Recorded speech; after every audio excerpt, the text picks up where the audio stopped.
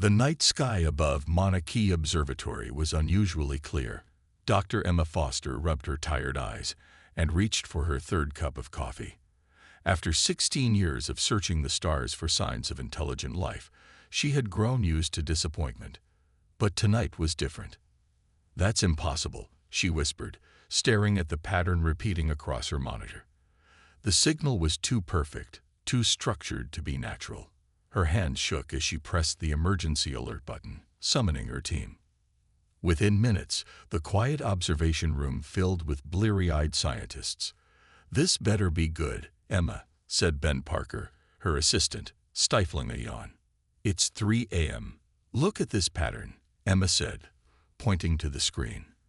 "It's repeating every 47 seconds, and it's coming from multiple points in space simultaneously." She pulled up another window, showing a map of the signal sources. "Whatever this is, it's being broadcast from at least 50 different locations across our visible universe." The room fell silent as the implications sank in. This wasn't just first contact. This was a coordinated message from multiple alien civilizations. For 3 days straight, the team worked to decode the message. They barely slept, surviving on coffee and the excitement of history in the making. Emma's desktop filled with empty energy drink cans as she ran simulation after simulation, trying to crack the pattern. The breakthrough came on the 4th day. "It's a warning," Emma announced to the packed conference room. Representatives from NASA, the UN, and various space agencies around the world had flown in as news of the signal spread. She took a deep breath, steadying herself. "The message is being broadcast by multiple advanced civilizations, and they're telling us to run." She clicked to the next slide, showing a visualization of the threat. "They call it the Void. It's some kind of cosmic phenomenon that's consuming entire galaxies. Based on their data, it's already destroyed nearly 30% of the observable universe." The room erupted in questions, but Emma raised her hand for silence. "There's more. These civilizations, they say they've found a way to escape to another dimension. But," she paused, her voice tight with anger, "they've decided that only the most advanced species are worth saving. They're abandoning the rest of us to die." "How long do we have?" asked the NASA director, his face pale. 50 years, give or take, before it reaches the Milky Way." Emma switched to the next image, showing a timeline of the Void's expansion. The message includes data about their evacuation plans and some basic scientific principles about dimensional travel, but they clearly state that we're too primitive to make use of it in time. Ben, who had been quiet until now, spoke up. "They're not even trying to help us. They're just leaving us to die." Emma nodded.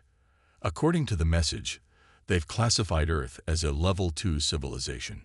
They're only saving Level 4 and above. They say attempting to save everyone would drain too many resources and doom them all."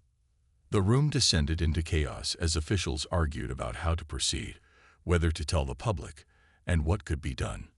Emma tuned them out, staring at the last part of the message still displayed on her screen. "To the species we leave behind, we regret that your evolutionary journey ends here. Take comfort in knowing that more advanced forms of life will survive to carry on the legacy of consciousness in the universe." She felt a hand on her shoulder and looked up to see Ben, his face set with determination. "They're wrong about us, aren't they, Emma?" She nodded slowly, a plan already forming in her mind. "Humanity has survived every challenge we've ever faced. Ice ages, plagues, world wars. We've always found a way." She stood up, raising her voice to cut through the arguing. "Listen to me. These aliens think they're being kind by warning us, but they've made a crucial mistake." The room quieted as she continued. "They've given us something we've never had before, time to prepare, and proof that their technology is possible. They think we're too primitive to survive, but they don't understand human beings. We don't give up. We don't accept defeat." She pointed to the star map showing the Void's progression. 50 years. Then we have 50 years to prove them wrong. They left us to die, but humanity isn't going to just lie down and accept extinction. We're going to find a way to survive, not by running away, but by standing our ground and fighting back." The room was silent for a moment before the NASA director spoke. "What do you propose, Dr. Foster?" Emma smiled grimly. "First, we tell the world the truth. Then we do what humanity does best. We innovate, we adapt, and we prove that you should never, ever underestimate the human spirit." As the sun rose over Mauna Kea, the greatest challenge in human history was just beginning. The universe had left humanity to die, but humanity was about to show the universe exactly what it was capable of. The world didn't believe Emma Foster at first. For 2 weeks after the announcement, she watched as politicians and skeptics tore her work apart on every news channel. Some called it a hoax. Others said she had made a mistake in the translation. A few even suggested it was all a plot to create panic. Robert Hayes watched these reports from his quantum physics lab at MIT, growing more frustrated by the hour. He had studied the signal data himself, and the evidence was clear. Running his hands through his graying hair, he made a decision that would change everything. "Cancel my classes for the week," he told his assistant, "and get me on the first flight to Hawaii." 3 days later, Robert stood in Emma's office at Mauna Kea, surrounded by star charts and computer readouts. "The math checks out," he said, pointing to his calculations. "Not only is the void real, but we can actually see its effects already." Emma leaned forward. "What do you mean?" Robert pulled up images on his tablet. "Look at these galaxies at the edge of our observable universe. See how they're just gone. Not exploded, not transformed. Just empty space where they used to be." He swiped through more images. "I've compared telescope data from the past 50 years. The empty spaces are growing." That evening, they held a joint press conference. This time, when Emma spoke about the alien warning, Robert stood beside her with proof that couldn't be ignored. He showed the world the disappearing galaxies, explained the physics in simple terms, and confirmed humanity's deadline. "We are not dealing with a theory or a mistake," Robert said, his voice firm. "The void is real. It is coming, and we have less than 50 years to face it." The panic that followed was immediate. Stock markets crashed. Religious leaders declared the end times. People rushed to stores, buying everything they could. For 3 days, chaos ruled. But then something unexpected happened. In New York City, a group of high school students started a movement online. They called it Fight the Void and used a simple slogan: "Humanity doesn't hide." The movement spread like wildfire across social media. In London, a street artist painted a massive mural showing Earth standing strong against a dark wave. The image went viral, becoming a symbol of resistance. In Tokyo, engineers started sharing ideas for survival technologies, refusing to accept defeat. Their online forum grew into a global think tank overnight.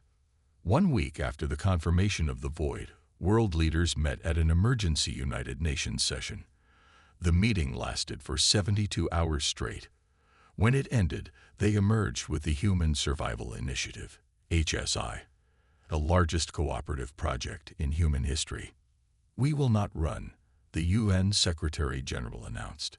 "We will not hide, and we will not simply wait to die." Today, every nation on Earth agrees to set aside their differences. All our resources, all our knowledge, all our strength will go toward one goal: survival.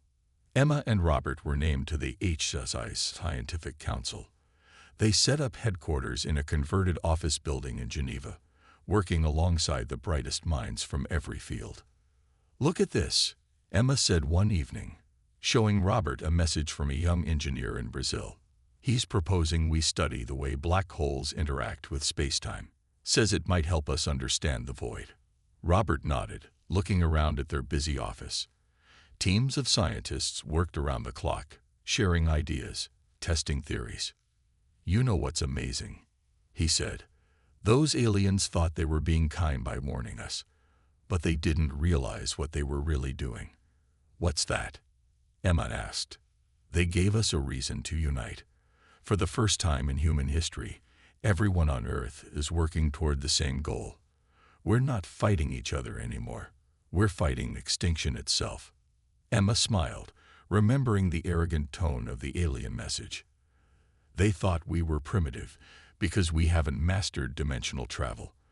But they never considered that maybe, just maybe, running away isn't the most advanced response to a threat.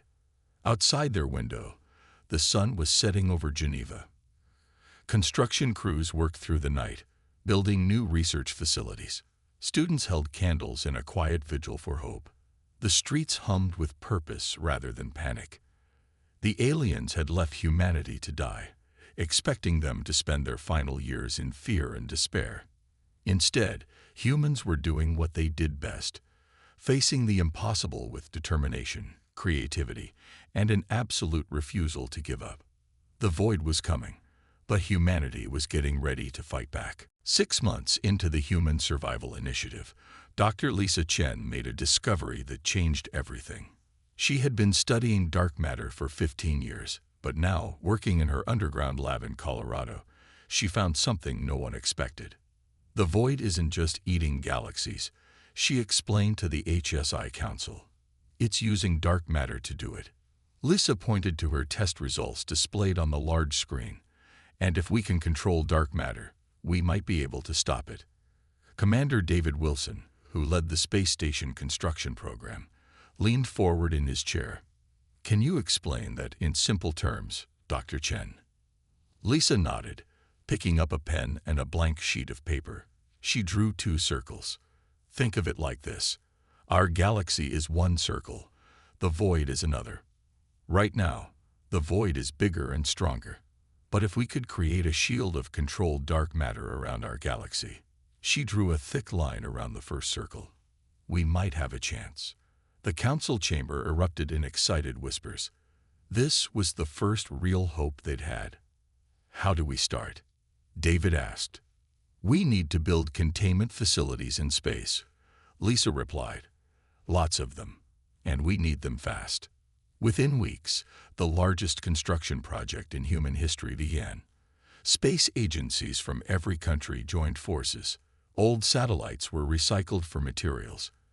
Every rocket on Earth was put to use. David stood on the observation deck of Unity Station Alpha, the first of 12 massive space stations being built in Earth's orbit. Through the reinforced windows, he watched as construction robots assembled the dark matter containment chambers. Each one was the size of a football field. Status report, he asked into his radio. Station Beta is at 60% completion, came the reply. Gamma and Delta are at 45%. The others are on schedule. David smiled. 3 years ago, building even one space station this size would have seemed impossible. Now they were building 12 at once. Humanity had found its strength in unity. Back on Earth, Lisa worked with her team to perfect the dark matter containment technology. The first tests failed badly. The second set of tests failed too, but they kept trying.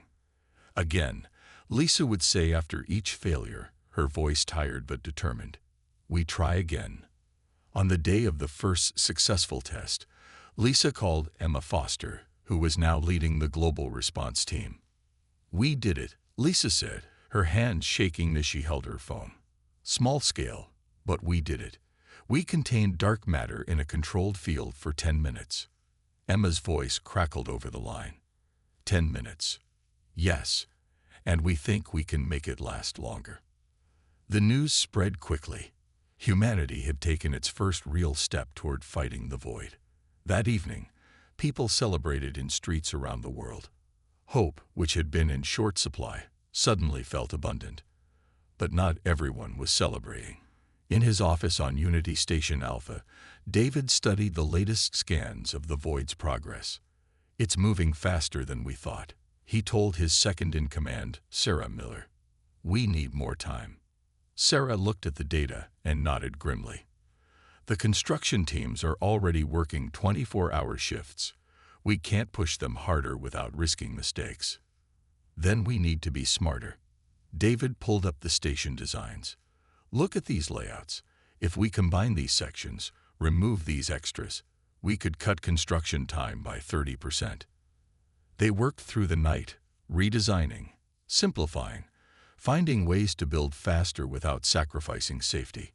As the Earth rose over the station's horizon, David sent the new plans to all construction teams. In her lab, Lisa made another breakthrough. She found that human-made materials worked better for containing dark matter than the alien designs they'd been trying to copy. "We've been going about this all wrong," she told her team. "We don't need to copy their technology. We need to make our own." The next 3 months saw more progress than the previous 3 years. The space stations grew rapidly, their dark matter containment systems ready for testing. Lisa's team refined their technology daily. The impossible started to feel possible. Standing in Unity Station Alpha's main control room, David watched Earth spinning below. The giant containment rings around the station hummed with power, ready for their first full test. "All stations report ready," Sarah announced. David took a deep breath. This was humanity's first real attempt at creating a defense against the void. If it worked, they had a chance. If it failed, begin the test, he ordered. As the containment fields powered up, a soft blue glow surrounded the station. Humanity's shield was about to face its first real test, and no one knew if it would be enough. The first test of humanity's shield system failed spectacularly. Unity Station Alpha's containment rings exploded in a brilliant flash of blue light, sending debris spinning through space. Thankfully, the safety protocols worked, and no lives were lost. In the emergency meeting that followed, David Wilson faced angry questions from the HSI Council. 3 years of work, gone in seconds, one council member shouted, "We're running out of time." David stood firm. "Every failure teaches us something. We learn, we adapt, we try again."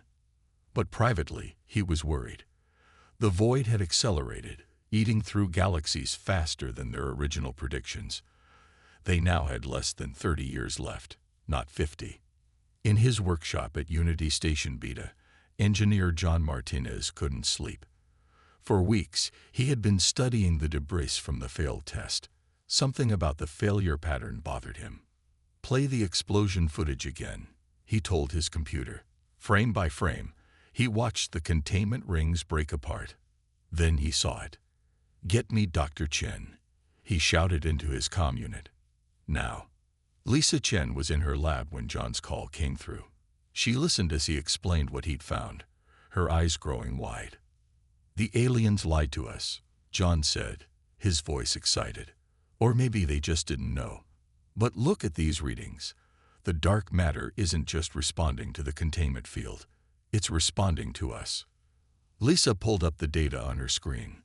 "What do you mean, responding to us?" During the test, there was a spike in the field strength every time the control room crew felt afraid or determined. The dark matter reacted to their emotions. This discovery changed everything. Lisa and John spent the next week running tests.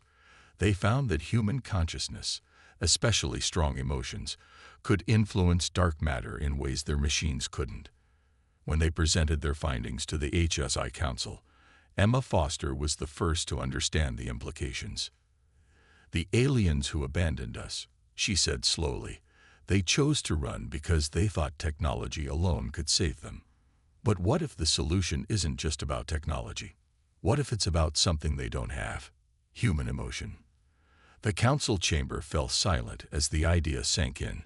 "We need to rebuild the containment system," John explained. "But this time, we include neural interfaces. Let the shield operators connect directly with the dark matter fields." Some council members thought it was too risky. "You want to connect human minds to the most powerful energy field we've ever created?" they asked. "We don't have a choice," Lisa replied. "The old way failed. We need to try something new." David backed their plan. Within days, Unity Station Beta was converted into a test facility for the new system.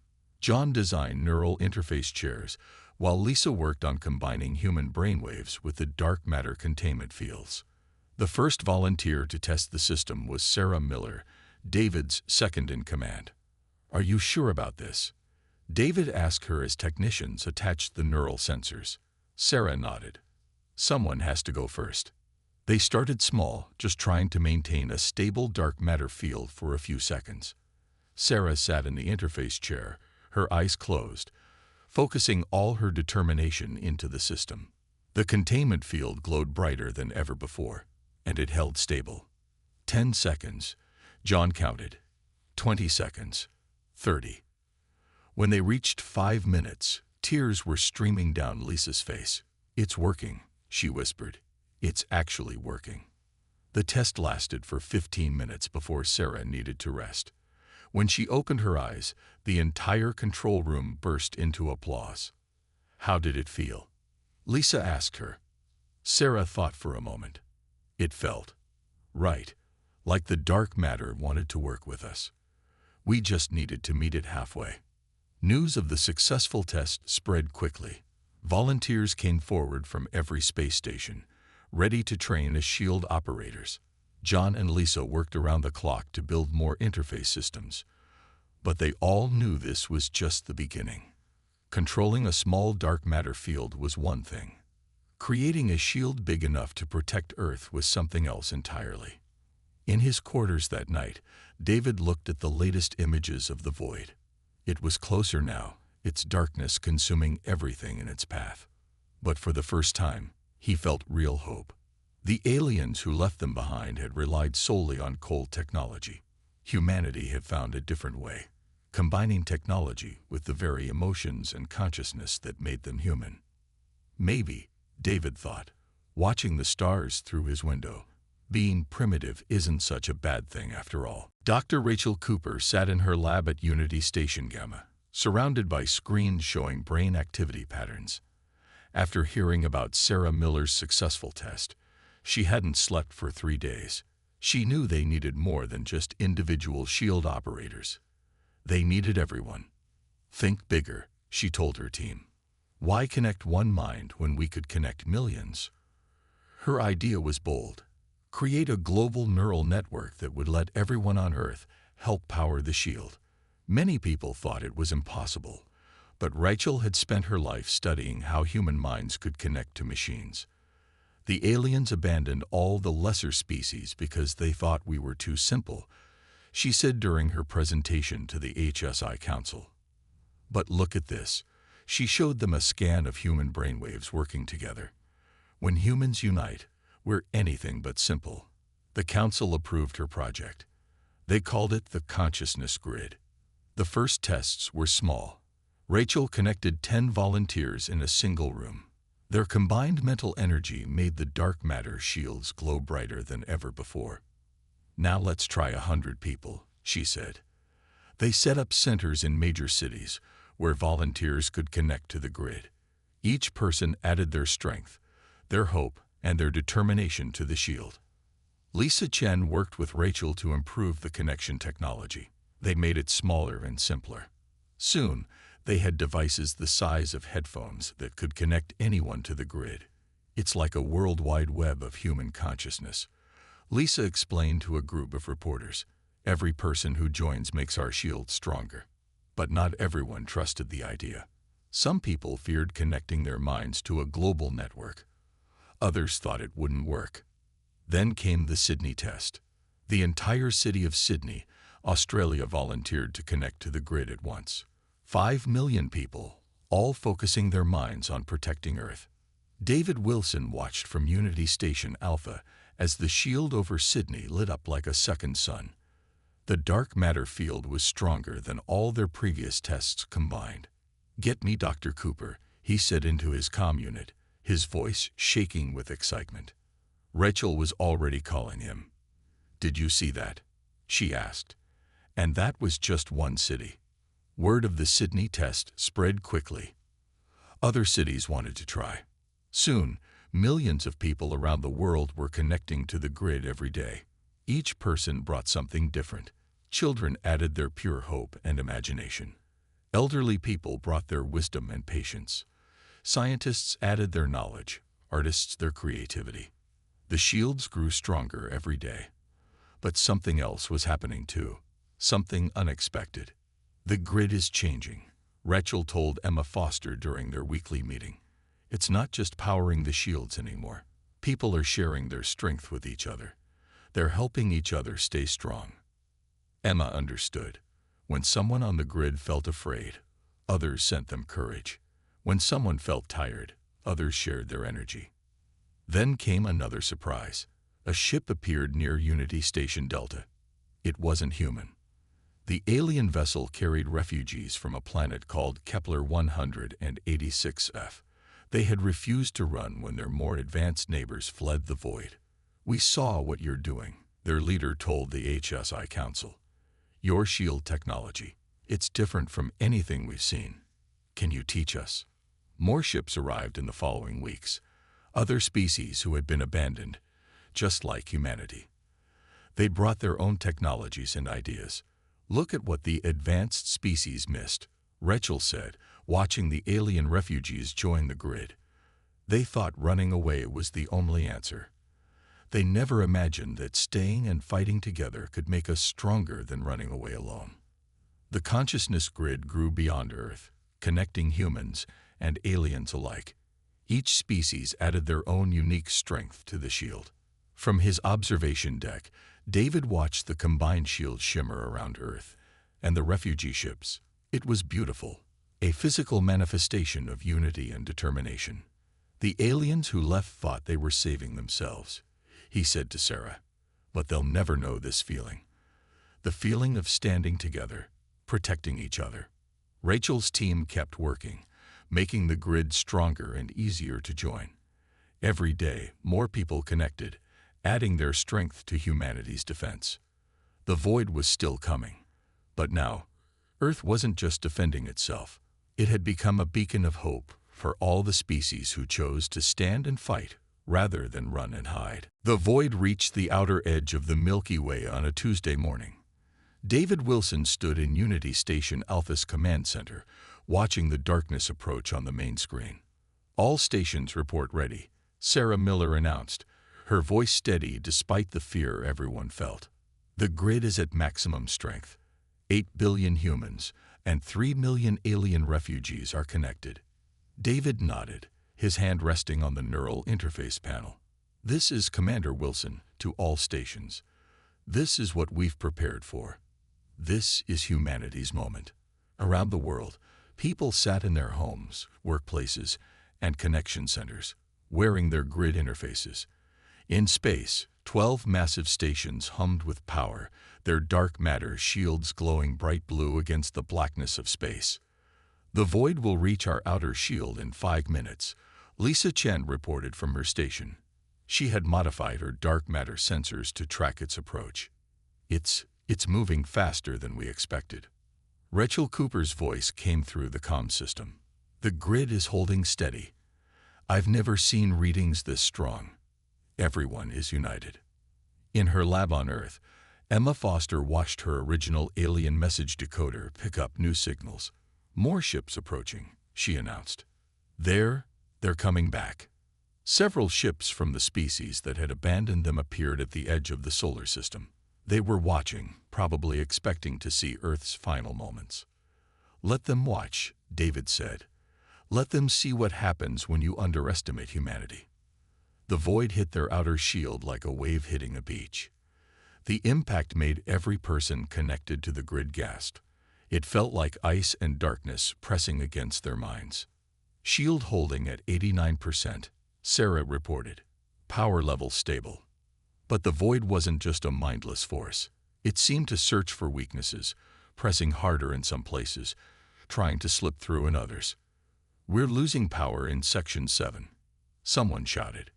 David felt the strain through his neural link.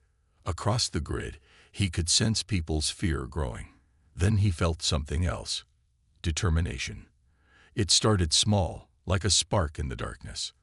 A group of schoolchildren in Tokyo started singing through the grid. Their hope rippled outward. In Rio de Janeiro, thousands joined hands in the connection centers, adding their strength. Refugees from 3 different alien species shared memories of their homes, giving everyone something more to fight for. shield power increasing. Lissa announced, surprised. It's up to 95% and rising. The void pressed harder, but humanity pushed back. Every person connected to the grid shared their strength, their courage, their absolute refusal to give up. Look at this, Rachel said excitedly. The grid isn't just defending. When we all focus together, we can push the void back. David stood straighter.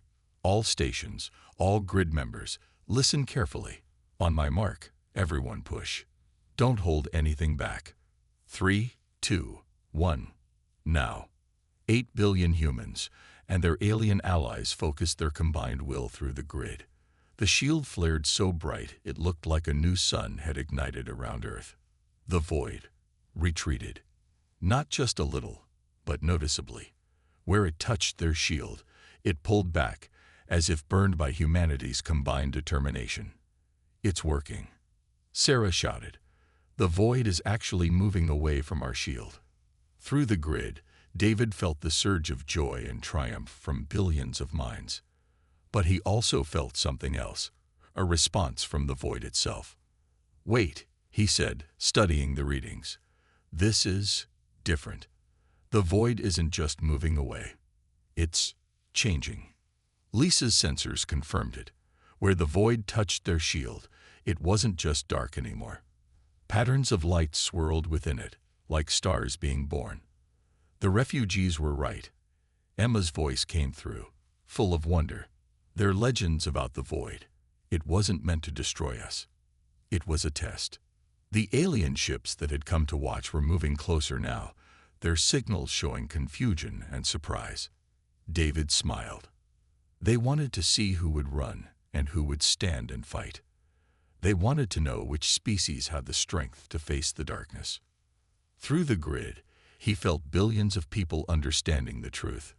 The void hadn't come to end them. It had come to find out who was ready to help create something new. Send a message to those watching, he told Emma. Tell them humanity passed their test, and we did it our way, not by running, not by leaving others behind, but by standing together. The shield continued to glow, powered by the united consciousness of humanity and their allies. They had done more than survive. They had shown the universe what it meant to truly defy the darkness. 1 month after humanity's confrontation with the void, Unity Station Alpha hosted an unusual meeting. Representatives from the species who had fled now sat across from human leaders and the refugee races who had stayed to fight. Emma Foster stood at the front of the room, presenting her findings. The void wasn't a natural disaster, she explained. It was created by beings far more ancient than any of us to test all intelligent life in the universe. She showed images of the void's transformation, where once there was only darkness, now rivers of light and newborn stars flowed. Those who ran away failed the test, but those who stood their ground, who chose to fight together, we passed. But why test us at all? Asked one of the alien leaders who had returned. David Wilson stepped forward. Show them, he said to Rachel Cooper. Rachel activated the consciousness grid display. It showed billions of minds connected, sharing strength, ideas, and hope across species barriers. This is why, she said, the test wasn't about technology or power. It was about unity, courage, and helping others even when it seems hopeless. Lisa Chen added her own discovery. The dark matter we used in our shields. It's the same material the void is made of. We weren't just fighting it. We were learning to understand it, to work with it. The aliens who had fled looked ashamed. They had abandoned billions to save themselves, only to learn that running away had never been the right answer. John Martinez brought up a new design on the main screen. We're building something new, he said. A network of consciousness grid stations throughout the galaxy. Any species who wants to join us can connect, share their strength, and help create something better than just surviving alone.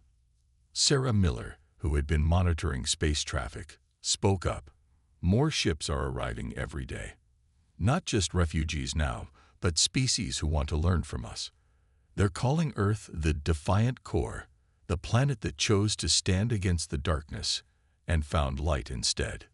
The meeting was interrupted by an alert from Emma's original signal decoder. Another message, she said, but her voice was different from when she'd received the first warning. It's from them, the ancient beings who created the void. The room fell silent as she decoded it. Emma smiled as she read. They say we've done something unprecedented. No species has ever united on this scale before. Most either ran away alone or fought alone and failed. We're the first to build a true connection between different species. What happens now? Someone asked.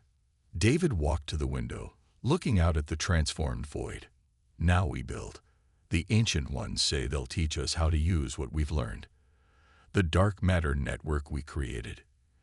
It can be used to rebuild the galaxies that were lost, to create new worlds. But more importantly, Rachel added, we keep building our connections. The consciousness grid proved that we're stronger together than alone. That's something even the most advanced species didn't understand. Lisa's sensors picked up something new. Look, she said, pointing to the screen. The transformed void was creating patterns like a roadmap through space. They're showing us the way to the lost galaxies. We can help bring them back. Around Earth, the 12 Unity stations glowed with new purpose. They were no longer just shield generators. They were beacons, showing others that strength came from unity, not isolation. Emma looked at the aliens who had once abandoned them. You're welcome to join us, she said. The grid has room for everyone. But this time, we do it together. One by one, the former deserters asked to connect to the grid. As they joined, they felt what humanity had discovered, the power of billions of minds working as one, each unique but all united. David stood in his favorite spot on Unity Station Alpha's observation deck. Below him, Earth spun peacefully. Around him, ships from 100 different species worked together to build the new network. And in the distance, the void that was meant to destroy them now glowed with the light of new creation. Not bad for a primitive species, Sarah said, joining him at the window. David smiled. Maybe that's what the ancient ones wanted to show everyone. True advancement isn't about running from challenges or having the best technology. It's about facing the darkness together and finding the light within it. Through the grid, he felt billions of minds agree, human and alien alike. The universe had left them to die, but humanity had done more than survive. They had shown all intelligent life a better way forward, not alone in the darkness, but together in the light.